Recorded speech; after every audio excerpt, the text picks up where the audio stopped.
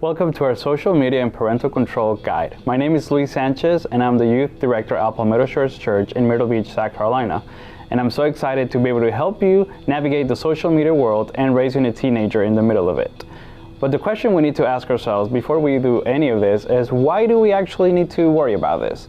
Well, statistics and social media do not get along. Every time we try to see one or the other, we see that it's just not a good place to be.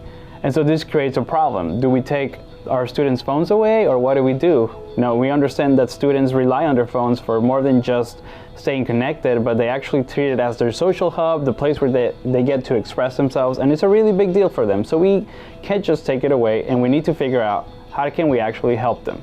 When we read in the Bible in Colossians 3:17, we read Paul saying to us, whatever you do, whether in word or deed, do it in the name of the Lord Jesus. So what Paul is inviting us to do is something bigger than just taking control of our lives. He's saying everything we do has to be for the glory of God, which means two things. First, as parents or guardians, when we set rules, expectations, boundaries, and limits, we're actually doing it to glorify God. And the second thing is when our students have to respond to these rules and limits, they're not just doing it because our parents say so, but they actually have the opportunity to glorify God through it as well, which is exciting, but it's also difficult. But that's the goal that we have, is that each one of you, both parents, guardians, and students, get to glorify God through this. So as we navigate how to set all these things, please just be reminded that this is an opportunity for you to be able to show grace to your student, to allow them to express themselves, to communicate, to build a relationship that is all based in trust and grace and love for each other, and that through it all, you can both glorify God. So let's get started and just figure out how we can do these things. So we're going to start talking about iOS and how we can set up parental control. So the very first thing that's really, really important is that we need to make sure that your student age is correct on the phone. So to do this, we're going to go ahead and go to our settings. And in our settings, we're going to click on the name of your student, which will be at the top of the screen. And there you'll click where it says name, phone numbers, email, and it will show you the date of birth of your student. So you want to make sure that this is correct. Most of the time we set this real quick, or parents set up their phones for the kids when they first got a phone or an iPad or a tablet, and they put the wrong date. And it's really important that we figure this date out, because that will determine if they're actually allowed to have parental control or not. Because if they're over 16, they'll be able to opt out on their own if they wish so. So we need to make sure that the age is correct. Once we do that, we can put down the phone, just verify that it's there, and we can take the parent phone. So you will take your own phone, and from here, you will navigate to the same page. You'll go to settings, you'll click on your name at the top, and over there you'll see something called family sharing. So this is the hub where you'll be able to set up the parental control. Over here at the top of the screen, you'll see this little icon that has a plus sign and a little contact person. So when you click on that, you'll be able to add someone to your family. So this is where you'll be able to do that. So you got two options. You can choose invite others or create child account. The difference here is if your child or your student is over the age of 13, then they can create their own account, which at that point you use invite others. But if this is the first device that your kid will have, if they're under 12, then you will create child account from your phone, and you'll be able to set up the limits from there right away. Well, let's say we're having a teenager, so we're going to click on invite others, and you're going to get their Apple ID, which they should know, so you can ask them for help, or you can just send them a text. So we're going to send a text over here real quick to our iPhone, for the student's iPhone. So we send that message, and Apple will tell us that we got an invitation sent. And over on their student phone, you'll actually see that you get a text. So you go to your text messages, and it just says family request received, and the student will get the option to join the family. So have them click accept, and once they do that, you'll put your phone down, you'll see it again on your phone, new family member has been added. So once you do that, you'll get notified that that has happened, and you'll actually be able to see your student appear on the family. So from here, you're pretty much done what you need to set it up. Now you just need to start setting up all the settings. So when you click on your student's phone, their name, when you click on your student's name, you'll see all the options you have. The one that we really want to focus on is screen time. So when you click on screen time, you'll have the option to turn it on. So you want to go ahead and do that. And this is what will give you all the details of what you're going to get. First of all, you're going to get weekly reports, so you'll get to see how much time they're spending on their phones, which specific apps they're using, and for how long. And it'll give you an idea of how, what their screen time is. From this, you can also set up restrictions for both content and privacy. You can set up downtime, which allows you to set up a specific time at night that their phone just kind of blocks away so they don't stay up on their phone. And also the screen time passcode, which I'll mention later, which is really important. So click on turn on screen time, and from here you have more like a guideline of what you can do. You want to determine the age. This is really important because apps like TikTok are not allowed to be downloaded for someone under the age of 13. So it's a great way for you to make sure that some apps are not being able to be downloaded by making sure that this number is correct. So let's say we got a 14 to 16-year-old. But here you can choose specifically, even if they're 14, 15, you don't want them to have TikTok at all. You can choose to have 9+, for example, and it would completely block the app from the App Store, so they won't even be able to download it. So it's really important that you look at that. But some way that you can do that is when you go to the App Store and you search for an app. So we're gonna look up for TikTok. You'll see that every app in the App Store has that age number there. So this tells us that for you to download TikTok, you need to be over the age of 12. So it's a great way to know which apps have which restrictions. And then from here on, you can go and set specific things, which we'll go ahead, just kind of leave the default because we'll get to explore them more specifically later on. So turn on restrictions, and then from there you get invited to protect PSE or your student from sensitive photos. This is something that Apple has implemented, where they're able to detect through AI if a picture that your student is receiving or sending is inappropriate, either because it's adult content or it involves some type of abuse or harassment. And so Apple is able to block that image before your student even gets to send it or receive it, and lets you know that they're receiving something that's inappropriate. So you can turn that on if you wish. You can set it up later as well. We're going to turn it on for now. And then screen time, this part invites us to set up downtime. So downtime is just where you establish, I want my student to not be able to text or be on social media after 10 p.m. at night, whatever time their curfew is. You decide that, and then decide the time where that downtime goes off. So it means from 10 p.m., for example, to 7 a.m., they won't have access to their full phone. And of course, you can choose a specific time to do that. And later on, we'll show you can set up specific times for specific days as well. So let's turn that on.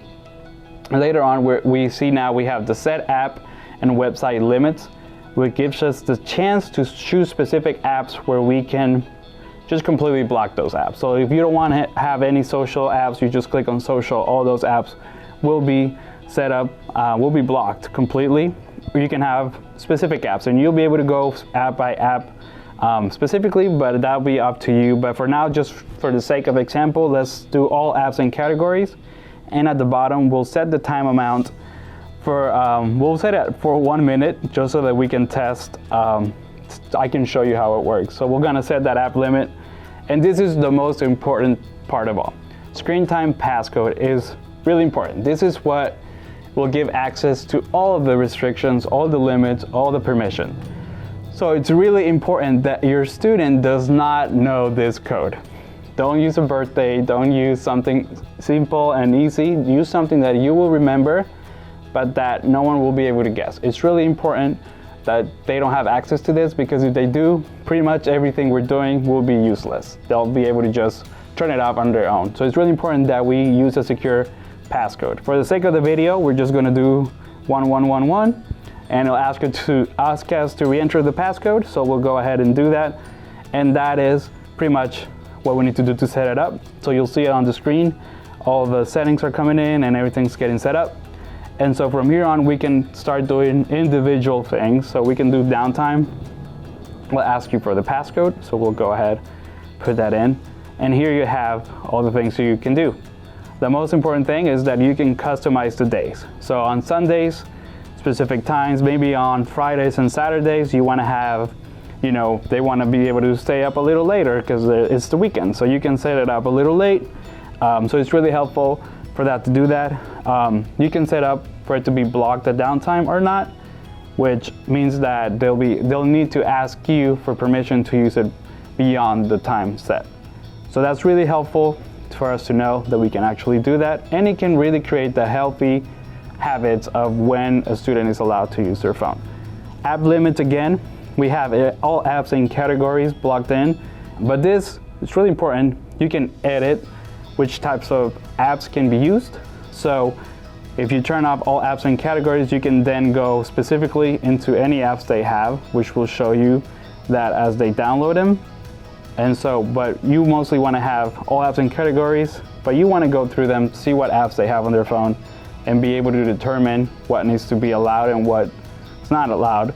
And you set up the limit per app that you want to use. You can also add websites if there's a specific website that you want to set a limit for in Safari. All right, so let me turn up again, all apps and categories, put that on, and we have a limit for 1 minute every day. Again, you can set up which days they can use the app longer, or just set it up for every day. It's up to you. Another thing that we can do there is communication limits. This is really important because yes, we do want sometimes to have their phones blocked, but you still want them to be able to contact you, right? And so this allows us to set up who they can contact. So during screen time, which is during the day, who can they contact? Only people that they have on their phone book, or just everyone else who wants to contact them, no matter where they come from. You can decide that. During downtime, when their phone is blocked, who can they contact, who can they call? Things like phone will never be blocked, so it's important to know that. But you can choose who they can communicate with. So in this example, if I choose specific contacts, they can only contact me, right? I still want them to be able to contact me in case of an emergency. All right, so we set that as well, and we can even set up a setting where we manage their contacts, which means they can't delete or add contacts on their own. They have to ask us for permission to do that as well. That way it makes it that we can know who is part of their phone book and who they're texting, communicating with during the week. As well, we have communication sense safety. As I mentioned, this is the Apple AI thing that detects pictures that are inappropriate or not. So it's up to you if you want to activate that. And then later on, we have always allowed, which are apps that they're always allowed to use or not. So it's important that you kind of understand this. There's maybe apps that are for school, for educational purposes. Maybe it's the Bible app, things that you always want them to have access to. So it's important that you go through that and just make the decision of which apps you don't really, you're not nervous about them having, and you want to decide that they can use that whenever they want, as well as specific contacts that they can always have. So maybe siblings, grandparents, family members, best friends, people you always want them to be able to contact. You can add them here as well. And then we also have the content and privacy restrictions, probably the most powerful tool we have, but also the hardest one to understand. So here you have access to all the different things that they can control on their phone. So for example, you can make the decision that they can't even install apps at all, that you completely delete the app store from their phone. So that allows you to do that, or you can set it that they can't delete apps, right? So if they download something and then they don't want you to find out, they won't be able to delete it. So you'll be able to see what apps they have on their phone, as well as in-app purchases. You decide if they are able to download things or buy things in apps as well. From there, you can make the decision when they download apps, do they need a password or not? That's up to you to decide. And then from there, allowed apps. These are the apps that come with the phone. It's important to know, especially for Safari, it's an app that still gives you access to everything. You can still look online and watch TikToks if you're on Safari, or YouTube videos, or all those things. So sometimes we block apps, but they still have access to Safari, so they still are able to do 90% of the things that we're trying to block them away from. So it's important that if you're really struggling with Safari, the best thing might be to turn it off. Again, it will just disappear off their phone and they won't be able to use it. As well, you can decide, you can go through these apps, the camera, FaceTime, wallet, AirDrop, all of these things. You'll be able to decide if you want them to have it on their phone or not. From there, we have content restrictions, which just kind of lets you set up what type of music can they download, or TV shows or movies. You decide what they are using. Again, apps, you choose the age that they can use or not. So remember that the age determines the type of apps that they can use.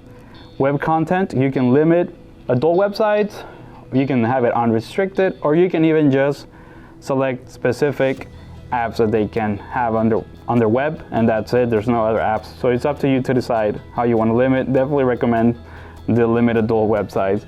Web search content, again, you get to decide if through Siri they can search things or not. And the last part is Game Center, which is pretty popular. It's not really anything to worry about, but it's up to you if you want to have those available or not. Share your location. You want them to share their location with you or others. You allow that or not. It's up to you. And then the last ones are probably really important. Passcode changes. You can choose that they're not allowed to change their passcode at all, or if they want to. If you want to give them that, they can, but it's up to you to decide that. Same thing with account changes. I probably don't allow, because there can be some kind of things that they can get over if they can change their email or they can change their age or anything like that. So that will give you a little bit more of just on the safe side. And then the rest of those things are pretty, driving focus, cellular data, things that you should be able to allow. It's not a big deal what they do with that. But from there, we got all those ideas, all the different things that are coming. But from once you set these things and you kind of test them, remember this is something that you'll have to experiment with, something that you have to test. So don't just set them up and then leave them there. Try to see what the effect is doing, how it's working. Communicate with your student, see what works for them. Have grace, give them some ability to show you responsibility and glorify God through it. It's important that you allow them to tell you how they feel, how this is impacting them, and that you guys can have a conversation about what works best for both of y'all. The last thing I want to talk about is if you go back on the main page, you have something called Ask to Buy. You want to activate that. All that it does is that it makes it a requirement that they have to ask you for permission to download apps. So every time they download something, you'll get a text saying, hey, they're trying to download this, do you approve or not? Which is helpful to know what they're downloading, and it's also helpful for you to make a decision and be able to look at the app and what it's about.